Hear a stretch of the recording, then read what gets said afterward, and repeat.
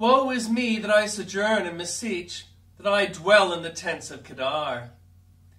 As a Christian, you have to live in the midst of an ungodly world, and it is of little use for you to cry, woe is me. Jesus did not pray that you should be taken out of the world, and what he did not pray for, you need not desire. Better far in the Lord's strength to meet the difficulty and glorify him in it. The enemy is ever on the watch to detect inconsistency in your conduct. Be therefore very holy. Remember that the eyes of all are upon you, and that more is expected from you than from other men. Strive to give no occasion for blame. Let your goodness be the only fault they can discover in you. Like Daniel, compel them to say of you, we shall not find any occasion against this Daniel, except we find it against him concerning the law of his God. Seek to be useful as well as consistent.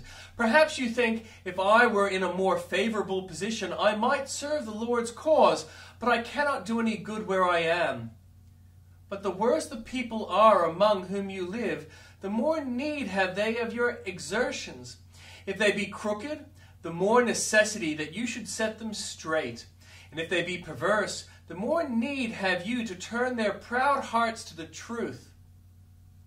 Where should the physician be, but where there are many sick? Where is the honor to be won by the soldier, but in the hottest fire of the battle? And when the weary of the strife and sin that meets you on every hand, consider that all the saints have endured the same trial. They were not carried on beds of down to heaven, and you must not expect to travel more easily than they. They had to hazard their lives unto the death in the high places of the field, and you will not be crowned till you also have endured hardness as a good soldier of Jesus Christ. Therefore, stand fast in the faith. Quit you like men. Be strong. Hast thou entered into the springs of the sea? Some things in nature must remain a mystery to the most intelligent and enterprising investigators. Human knowledge has bounds beyond which it cannot pass. Universal knowledge is for God alone. If this be so in things which are seen and temporal, I may rest assured that it is even more so in matters spiritual and eternal. Why then have I been torturing my brain with speculations as to destiny and will, fixed fate and human responsibility? These deep and dark truths I am no more able to comprehend than to find out the depth which couches beneath, from which old ocean draws her watery stores. Why am I so curious to know the reason of my Lord's providences, the motives of his actions, the designs of his visitations? Shall I ever be able to clasp the sun in my fist and hold the universe in my palm? Yet these are as a drop of a bucket compared with the Lord my God. Let me not strive to understand the infinite, but spend my strength in love. What I cannot gain by intellect, I can possess by affection, and let that suffice me.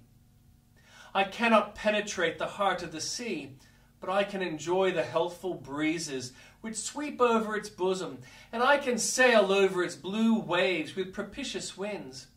If I could enter the springs of the sea, the feet would serve no useful purpose either to myself or to others.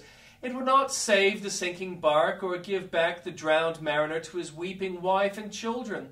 Neither would my solving deep mysteries avail me a single whit for the least love to God. And the simplest act of obedience to him are better than the profoundest knowledge. My Lord, I leave the infinite to thee, and pray thee to put far from me such a love for the tree of knowledge as might keep me from the tree of life.